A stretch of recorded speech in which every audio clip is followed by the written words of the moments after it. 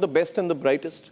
He said there are other categories for super PhDs like the Ivy Leagues, and that's not an H1-B category. Is he trying to diminish? Do you think Salem's trying to diminish the role of H1-B visa holders? When he no, but you were sort of indicating that they're the workforce but not the brains. That's what you sort of indicated. Yeah. No, Arnab, I'm normally very gracious, but I'm appalled at his reasoning. There are so many holes in it that I would need 1 hour to really debunk what he has said.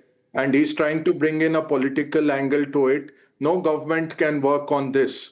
1990 is when H1Bs were introduced because this quality of people were just not there.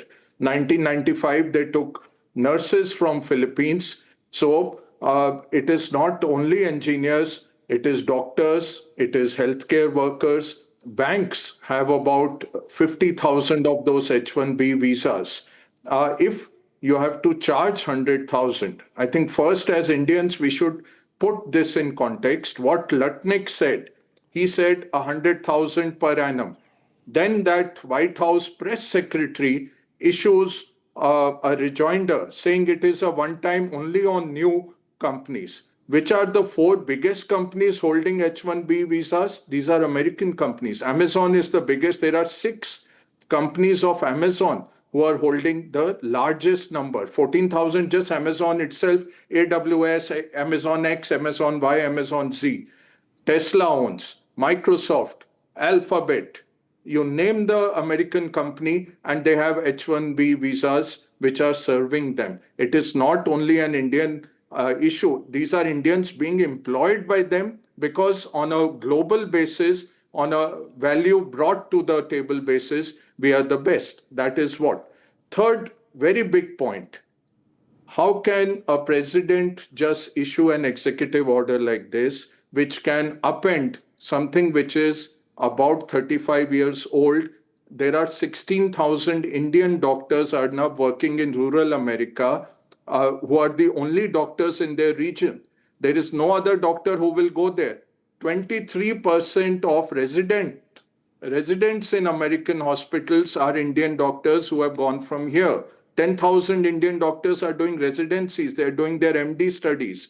They cannot be replaced overnight. So they are going to do a lot of this will be clawed back. This was posturing. Fourth, yes, Indian market fell today. We lost $10 billion of market cap. So I said, yes, market is seeing further. I am a fool. I don't know much. Market is understanding it. 3% the IT companies went down. Guess what? These 4 big companies in the US or the magnificent 7 companies all are up today. American markets are hitting a record. So Americans are not believing this or it's not big enough. The Indians He's already gone back on doctors. You know, doctors, the White House has already gone back saying that we are going to exempt the doctors from H1B. So the rollback has already begun. By the way, just explain. This is Taco Trump. So, with all deference to the economist, I'm saying, sir, do your study better. This was brought in because the Americans didn't have these people. They said our software people are not finding jobs. 96% of qualified software professionals in the US have a job. Their overall unemployment rate is 4.3. They say average the economy can run till about 5% unemployment. A lot of them might be retired people, all kinds of people. 96% of the software guys are already there. We are talking about IITs getting subsidies and paying the teachers. That's not so. ISC, for example, gets a massive research grant. How do you think the Indian space program is running? How do you think 800 startups are running in our defense and in our space program? It's all the Indian R&D. Yes, we have underspent. Yes, we are nowhere in the picture like what US and China are spending. But let's not debunk these institutions which have produced over thousands of CEOs of global companies have come from our IITs, our IIMs, our ISCs, and they're very well regarded there. Final point, Arnab, they will come back on this. It is not thought out. It's not madness that there is a separation of power, that a parliament debates this for months, sees through what all will go right, what will go wrong, and then they proceed. This has just been an executive order his own press secretary had to run. You think Microsoft is wrong? I will send you 6 companies.